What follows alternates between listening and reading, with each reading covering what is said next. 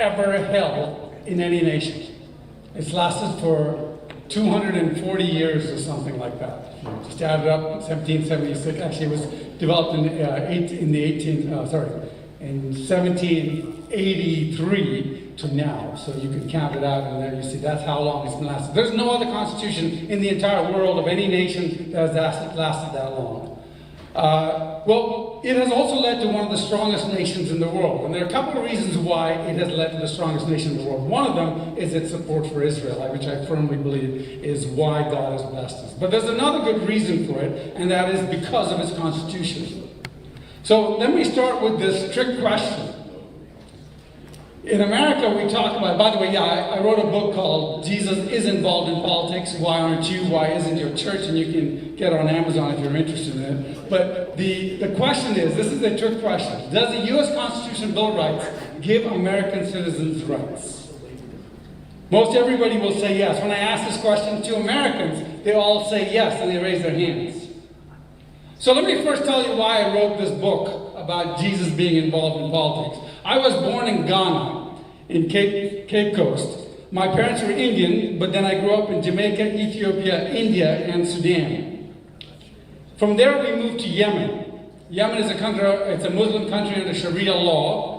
And my father was a professor in Yemen for about 6 years, and I had been dreaming of coming to the United States, or going to the United States to study. But it's very expensive to study in the United States, and my father was doubtful we could afford it, until finally he and my mom talked together and they decided that they would send me to the U.S. for my college.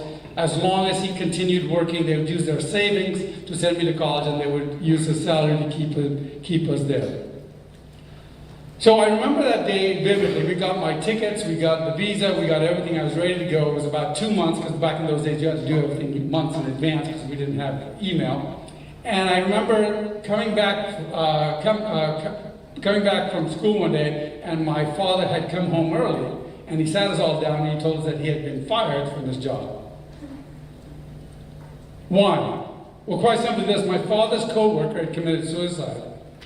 And when they went into his bedroom, they found a Bible with my father's name on it.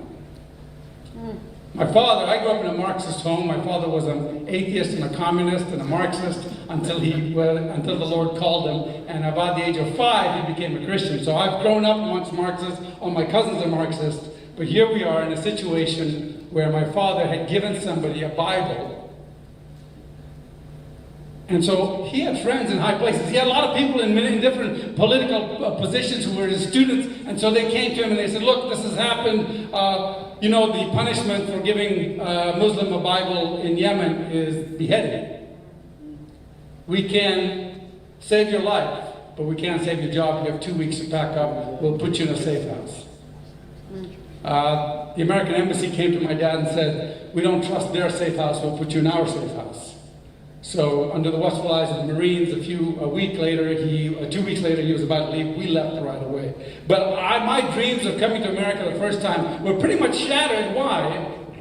Because my dad said we have to leave this country because it's illegal to give a Bible to someone who's not a Christian in Yemen. Now let me switch topics for a bit. In the Old Testament, the Torah, we see the commandment, love your neighbors as yourself. I am the Lord. A lot of people think this is only in the New Testament. No, it's from the Old Testament. It's from the Torah. But how do we love our neighbor? According to the Bible, we love our neighbor through the story of the Good Samaritan, the parable of the Good Samaritan. And that tells us how we're supposed to love our neighbor, and we're supposed to obey God's laws in doing that. But why did God give us his objective moral laws? Was it to protect him? No, in fact, none of God's laws are there to protect him. He's not there worried about you obeying his laws. His laws are given for you to be protected. So when we go outside here and we see a traffic light or a stop sign and we see the law that says stop at this red light, is that law there because somebody in government didn't want you to have fun? No, it's there because what? They want you to be protected. So in the same way, every single one of God's laws was given to us to protect us. If you look at the 10 Commandments, you'll see the first 4, love the Lord your God. The last 6, love your neighbor as yourself. It's just the 2 commandments. And the love your neighbor yourself is to protect us from our neighbor and to protect our neighbor from us. And we have to obey it. So let me ask you this. If God's laws were given to us for that we would be protected, what would happen if a nation legislates a law that violates God's objective moral law? Will that nation do well? No, they will suffer. But who will suffer first? Will the rich suffer? No, it'll be the poor and the widows and the orphans and the sick. You see, the rights of men are important if we are to love our neighbors. We can't love our neighbors if we are letting them suffer under unjust laws that we can change. What does the Bible say about rights? It says it's not for rulers to drink wine, not for rulers to crave beer, lest they drink and forget what the law decrees and deprive the oppressed of their what? Their rights. The Bible is concerned about rights. There are multiple other places where the Bible talks about rights. The Bible is concerned about rights.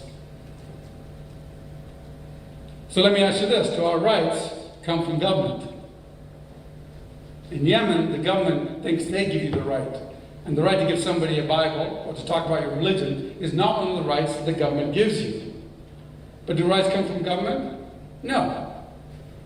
In fact, with that trick question, does the Constitution and Bill of Rights give American citizens unalienable rights? The answer is no. It's a trick question. Because Americans don't have constitutional rights. Why? Because our Constitution does not give us any rights. You can read all you want in the Constitution. There is not a single right that the Constitution gives you. In fact, the Constitution is a list of negative rights. It says the government shall not abridge your freedom of speech, shall not abridge your freedom of religion, shall not stop you from gathering, shall not stop you from bearing weapons. It's a list of negative rights that tells you what the government cannot do to you. Yeah. The only thing people cannot do is violate the rights of other people.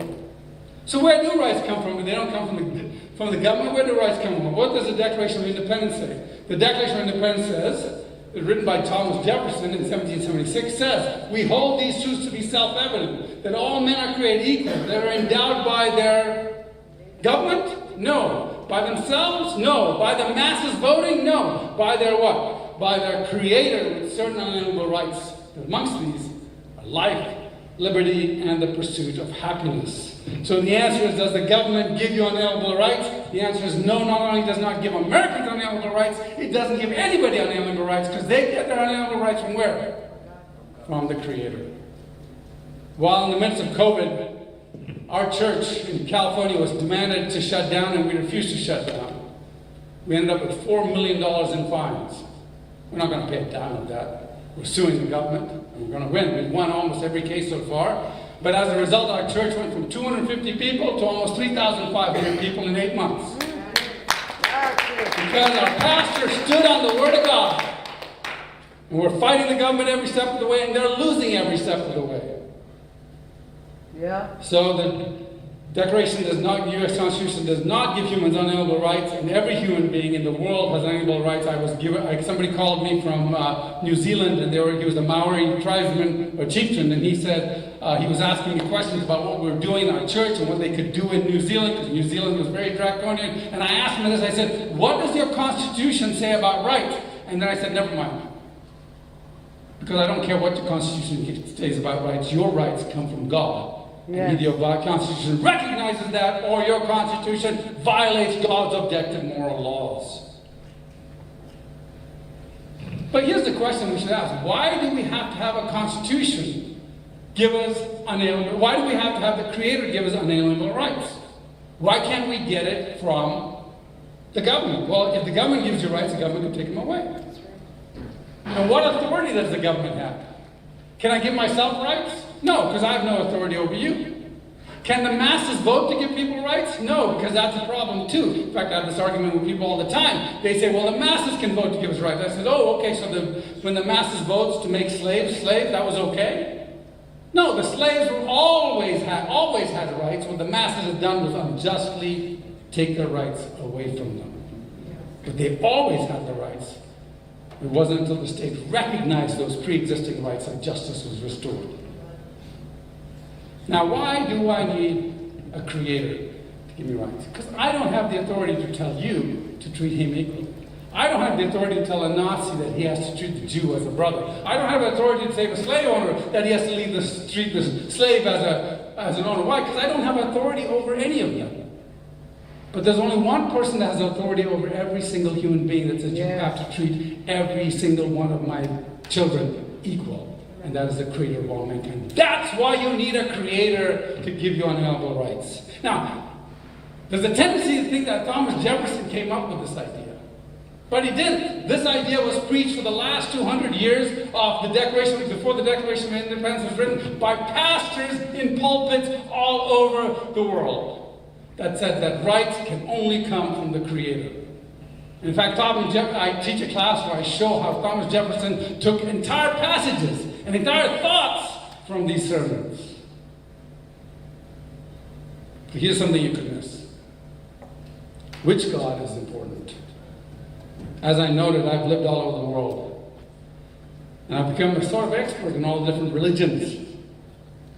And I tell you, in Hinduism does not give you, the God of Hinduism, the gods of Hinduism don't give you equal rights. I've lived in Islamic countries, and I can tell you, Allah doesn't give you equal rights. And I've talked that out to my friends, my Muslim friends, and they said, yeah, you're right. Some people have more rights than others in Islam. There's only one group, one book that gives you equal rights, and that is the Judeo-Christian Bible. The Torah and the New Testament says all men are created equal and you have to treat them equal. It's the only one that says all men are equal. Now think about this. If you have no creator, you have no unalienable rights. So if the atheists have no unalienable rights, the Muslims don't have unalienable rights, the Hindus don't have unalienable rights, you can go through every single religion. And none of them, their God gives you unalienable rights except for the biblical creator. So the biblical creator gives you unalienable rights. If you have no Bible, no creator, you have no unalienable rights. This is so important. If you take the Bible out of your government, you get tyranny. Yeah. And it doesn't matter where you are. If you look through the history of the world, you'll see when people take the Bible out of government, you get tyranny. Now some of you are thinking, well, what about the Spanish Inquisition? Completely different. They were violating the Bible in every step of the way. Now, that doesn't mean we want a theocracy.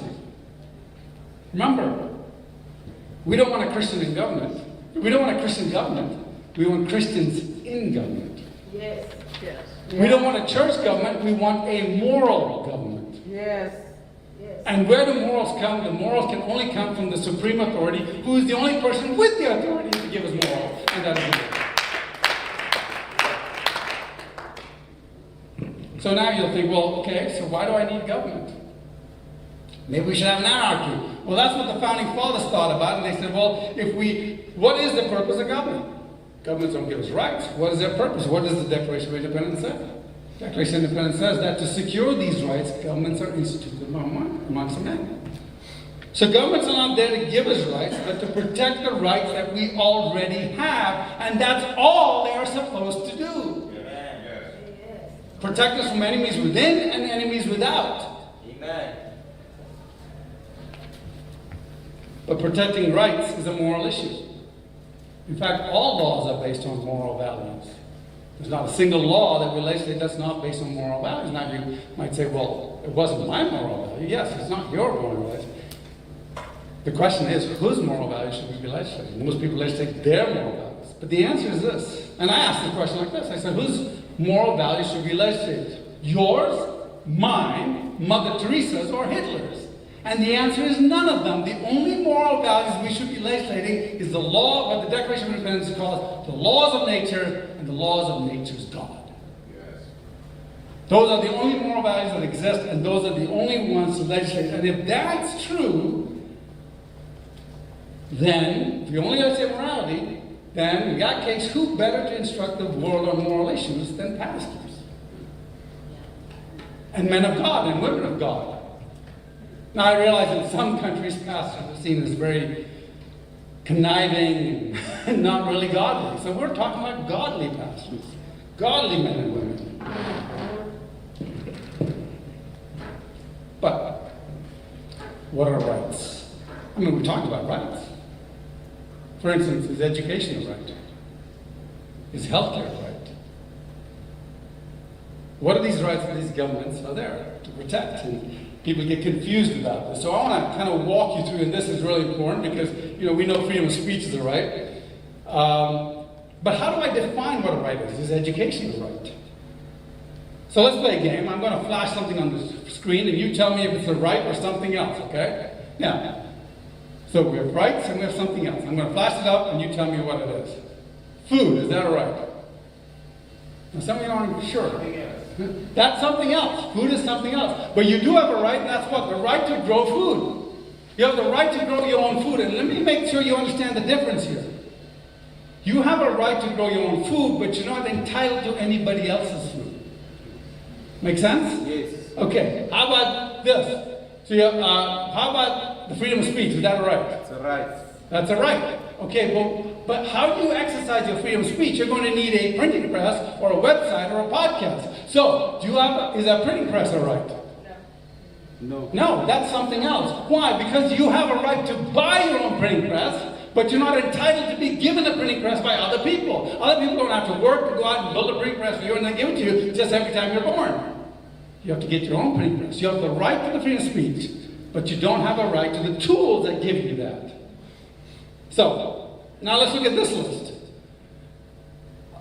A home ownership, a job, healthcare, food, clothing, education. Are these rights or something else? Something else except the home ownership. You have a right to own your own home. You have the freedom to buy your own home, but you're not entitled to be given a home when you're born. You're not entitled to force your neighbors to pay for your home. So how do you tell the difference? And this is very, very critical. This is where most governments fail. Where America is failing today. They forget the difference between rights and the something else. Rights are something that God gives you. The something else is what we call goods and services. Goods and services are the product of somebody's labor. Think about this. If you say education is a right, where are you going to get the education from? Are you going to go out and capture a bunch of teachers and beat them until they give you a good education? You say, oh, healthcare is all right. What are you going to capture a bunch of doctors and enslave them and make sure they give you good healthcare? Yeah. Now the reality is we don't do that because we know we can't enslave people. So what we do is we capture everybody, take 30% of their income, and force them to pay for other people. That's what we're doing. Yeah. You see? Thank you. You see, you have a right to your own goods and services, but not to other people's goods, because that's called stealing. Yeah. Anytime something is a product of services or labor, that's a good or a service, and it's not a right, and you are going to end up oppressing people. In fact, here's how I summarize it. Goods that are granted as rights require to enslave men fiscally, that's financially, or physically, to ensure a continuous supply of the goods that you've promised to others. And it's happening all over the world. We're thinking, oh, I have the right to this, I have the right to that. Now, sadly, most of us don't know the difference of that. Somebody said, "Well, I don't have the right to don't have to give up my right to live in society." I said, "What kind of rights do you have to give up to live in society?" They said, "Well, I have to give right to I have to give up the right not to shoot anybody, or the right not to shout fire in a theater." I said, "You never had the right to shoot anybody. God didn't give you that right. You don't have the right to lie in a situation that's dangerous. God never gave you that right. You never had to give up any rights." To live in a society. Now, don't get me wrong. Taxes or fees for services that you require is fine. You own a car, you pay a fee for the road. Through gas tax or something. You have a house, you pay a fee or a service charge for the police or the fire protection. Yes. You want somebody to do something, you pay the fee for services. But let's talk about taking care of the poor. Jesus said, take care of the poor. So who's supposed to take care of the poor? If the government's only supposed to protect your right, who feeds the poor? Well, remember the story of the Good Samaritan? Remember what happens at the end of the Good Samaritan? The Good Samaritan says, here, the Good Samaritan story, he takes the poor man, he sticks him to the innkeeper, and he says, "Mr. Innkeeper, here is some of the money. I'm going to come back with the IRS tax agent, and we're going to tax your neighbors to pay the rest of the money." Is that what he says? He says, "No, I will come back and I will pay the rest voluntarily," because Jesus said, you give to the poor, not force your neighbor to. Yeah. And by the way, that's what Christians have been doing for the last 2,000 years. We've started the first hospitals, the first charities, the first orphanages, the first hospitals, the first free schools. We've done that so well. I can tell you lots of stories of me getting into arguments with people, and then it turns out that we're right because they didn't get their information correct. They're like, oh, you guys didn't start the first hospital. We did. And by the way, charities are far more efficient than government. For every dollar you give to a charity, if it's a good charity, 85 cents will go to the poor. But for every dollar you give to government, you will be lucky if 15 cents goes to the poor. Yeah. It goes to pensions, it goes to buildings, it goes to this, it goes to that, it goes to salaries, but it doesn't go to the poor. We are 6 times more efficient. And by the way, if a charity is not giving 85 cents on the dollar to the poor, you can stop giving to the charity. Try that with the government. They will start feeding you and taking care of you in prison. Here's another thing. Every time governments give money, things get worse. After the civil rights movement in America, the governments ignored blacks for 20 years. And American blacks were so prosperous, they were expanding and growing and doing well. And then, in fact, the literacy rate amongst American blacks was 70%, it was growing, unemployment was low, only 25% of black kids were born in a house without a father, and then the government said, we're going to help blacks. And in just 20 years, fatherlessness went from 25% to 75%. Literacy went from 70% to 17%. That means 83% of all blacks can't read or write today sufficiently to get a job. Government ruined it. Yes. You don't want government money because government money has spoiled things over and over again. In fact, look at this chart. This chart shows you all the things that government has been helping. Health services, tuition, college textbooks, medical services. All these have gone up. And where the government has not helped, everything becomes more affordable. TVs, phones, and you just go down the list. Whenever government comes in, money comes in, and things go bad. Get government out of it, giving anything to anybody, and you will fix your city, you will fix your state, you will fix your nation, and you will fix the world. So let me close with this: should Christians be involved in politics? That's the name of my book. Some people say that Jesus never got involved in politics, and so Christians shouldn't. But this is actually a mistake, a misunderstanding of history. Right? This is false. Imagine back when the United States was governing Iraq. Did we run their elections? No, we didn't run their elections. Could an Iraqi citizen come to America and vote? No, he couldn't. Right? So in the same way, when Jesus was here, he was governed by Rome. So naturally, he could not do anything with Rome. He couldn't vote in Rome, so we never hear him talk about Roman politics. But he was not a Roman citizen. He was what? A citizen of Judea. Judea had a fully functioning political system. In fact, they had a legislative body. What would their legislative body called? It was called the Sanhedrin. What does Sanhedrin mean? It's the Sanhedrin sitting together, hence assembly, is the name given to the council of 71 Jewish sages who constituted the Supreme Court and law-making body of ancient Israel. Now, these were his legislators, these were his politicians, these were his representatives, these were his judges, and who were the members of the Sanhedrin? I'm hoping you're 30 seconds ahead of me. They were what? The Pharisees and the Sadducees. Yeah. Yes. Now, who else did Jesus interact with all the time on a daily basis? Of course, he was very nice to them. He was very kind to them. He was always very respectful to them. No, he wasn't. He called them whitewashed tombs. He said they were serpents. He said, who will save you from hell? He said to them. He said, you have twisted the law and forgotten the most important part of the law, justice, mercy, and faithfulness.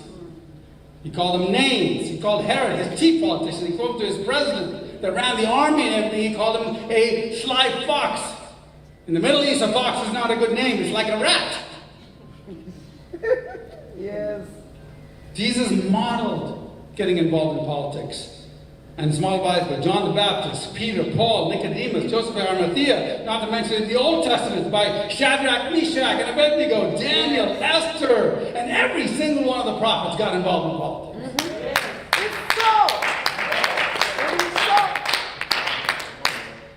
Every Christian, every Jew, everyone who believes in justice and unalienable rights needs to be active in politics. Why? Because God shows this that in the Old Testament, Exodus 18, which we already talked about. So let me say, somebody's going to give me an objection. Well, what can we do? We're just a minority. Well, let me tell you what we can do. Let me show you a list of the crimes against humanity that would grieve the heart of God. I'll point out a few of them.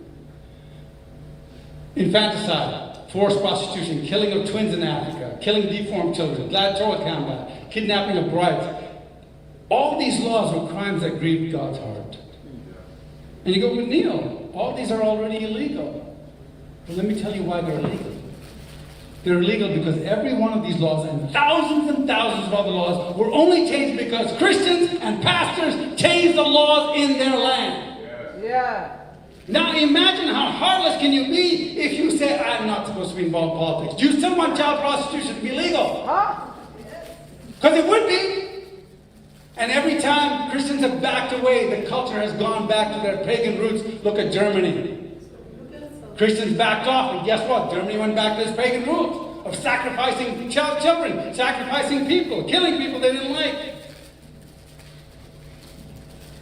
Look, in every case when these were passed, it was passed because of a pastor or a Christian, usually a pastor who was behind. You know, Pastor John Newton, he wrote Amazing Grace. His church, St. William's, was the center of William Wilberforce's fight and Thomas Clarkson's fight against slavery in England. And it took them 40 years to fight that battle. My friends, when they write the history of the century, will it include the laws, the godly laws, that we in this room and watching this broadcast have changed? Will they speak of us like they speak of Telemachus, Bishop Basil, Bishop Pastor John Newton, Thomas Clarkson, William Wilberforce, Frederick Douglass? Is that in that list? Will it be your pastor? Will it be you? Because this is our legacy that God is asking us to leave. Will we stand with those people? Because the future is in our hands. It's in the hands of the churches. It's in the hands of the synagogues. Because without that, we will have tyranny. Now, will you stand with the righteous? Thank you very much.